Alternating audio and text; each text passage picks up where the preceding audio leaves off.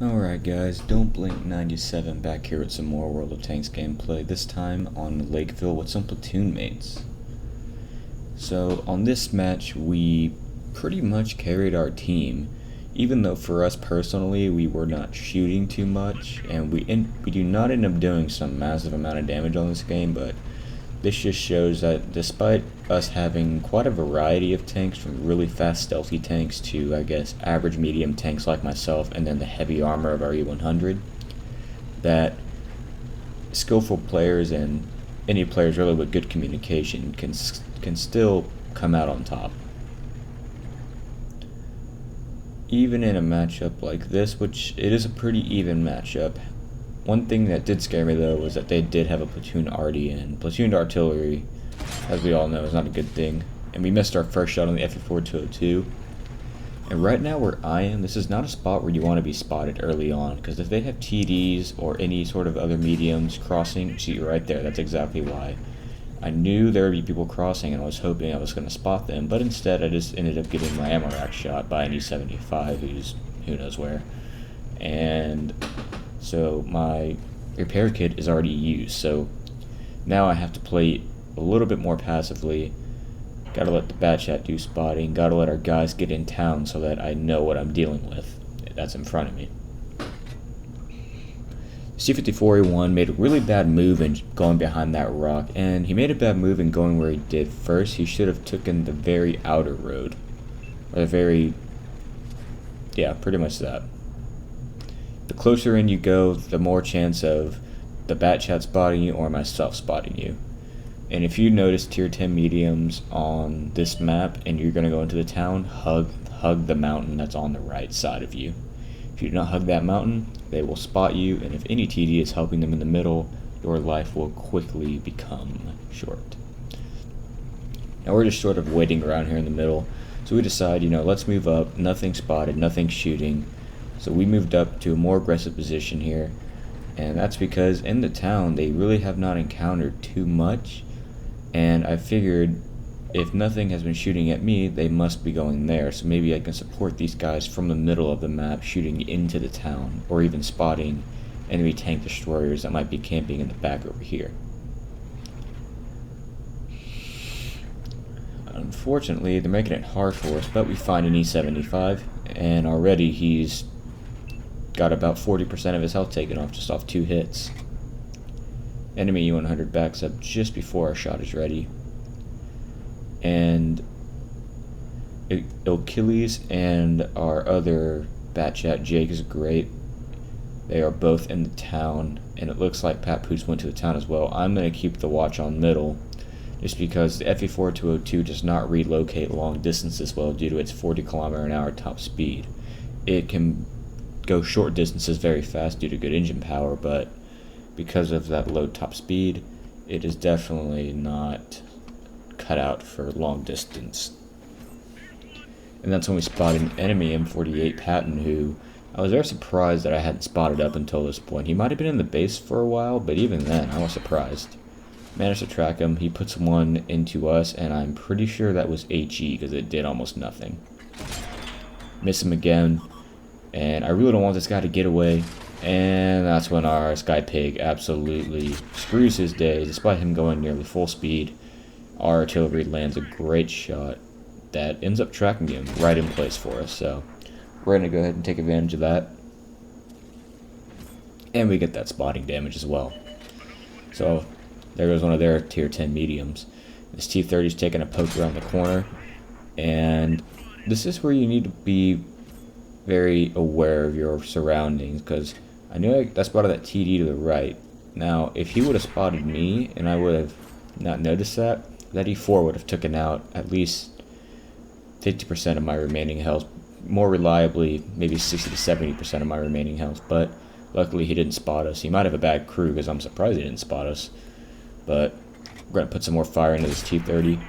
Hit him in the gun there. Unfortunately, he didn't break his gun, so one of our platoon mates loses a healthy amount of his HP. Managed to finish off the...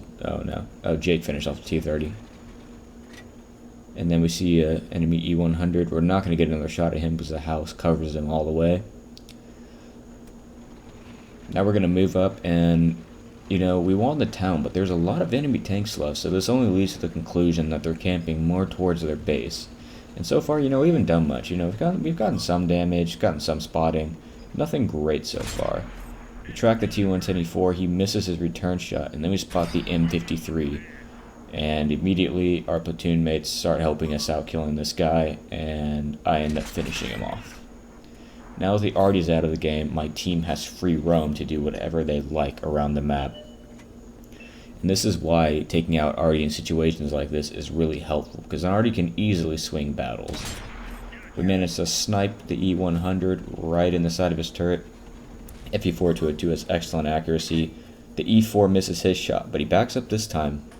But he's completely oblivious to the fact that there's two Batchats about to come up behind him, so I'm just waiting, really. I'm just giving him false hope that, you know, I'm just waiting for this magical shot or whatever. And he's dead.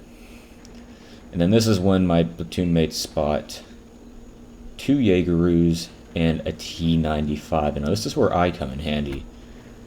I'm going to try to keep these guys lit up, and if you've noticed, they've just killed 3 tanks. Just like that. We were ahead. We thought we had a solid lead. But, you know, tank destroyers with very high caliber guns can sway battles very quickly. Especially if they're camping base like this, obviously, because they'll probably still have near full health, and the terrain is usually on their side.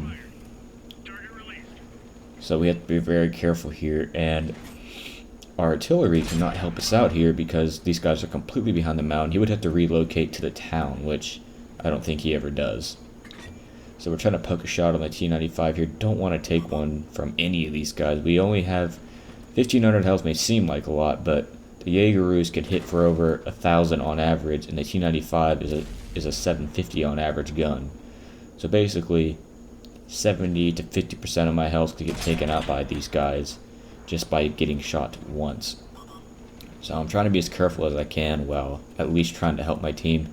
Now they're asking me to spot them, so I move up a little bit, go for the spot, and I spot both of them. This is when this E4 nearly screwed me. He moved forward luckily so I could maneuver. If I would have gotten stuck there, they could have zeroed me in and taken me out. I'm looking for a shot, wiggling my turret, trying not to give them a clean shot at me, despite my turret being very bad. I sit here and aim, and that was my mistake. Luckily, the T-95 looked like he hadn't reloaded yet, but the Jaeger put one into me for around, I think in the 900 range. So there we go. I've only taken 2 hits this game, and that 1 HE shell from that patent, and I'm already down to 562 health. So I'm being careful, but I'm keeping these guys lit up for my teammates so that they know where these guys are. And all the enemy team has left are tank destroyers. And obviously these are very heavily armored tank destroyers, so it's going to be very hard to get through here. Trying to snipe the Cupolas. We narrowly avoid a shot from the Jagdpanzer E-100. The other one I think still has a shot, but we're going to aim for that Cupola. Managed to land it on him. And this is really touch and go stuff. These guys have limited traverse. Their guns, while they are technically sort of accurate, they're a little derpy, I know because I have the tank. And that's when Achilles lands a massive blow, probably with some premium ammo, which is completely necessary right now. Right on the Jagdpanzer E-100. We managed to take him out, and then that's when the T-95 takes us out. But, you know, we helped our team a lot. We got a lot of assistance damage. And I'm really confident our platoon mates are more than competent of cleaning these guys up.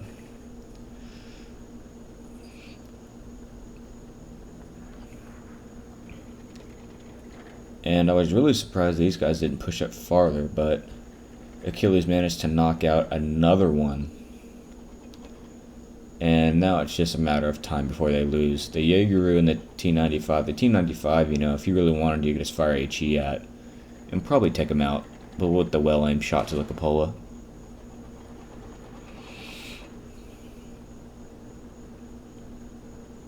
You see he's aiming in, manages to hit what I believe was another Jaeger, and now all they have left is a T-95.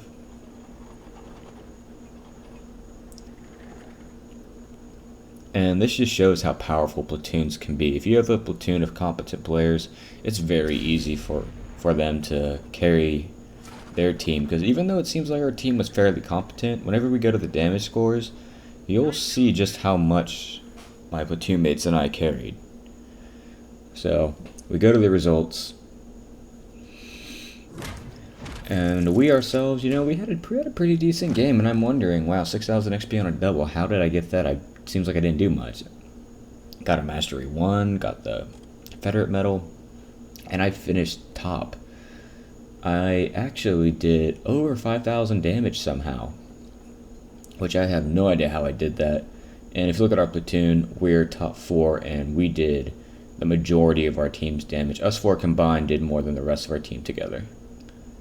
Alright guys, thank you for watching, and I'll see you guys next time. Peace.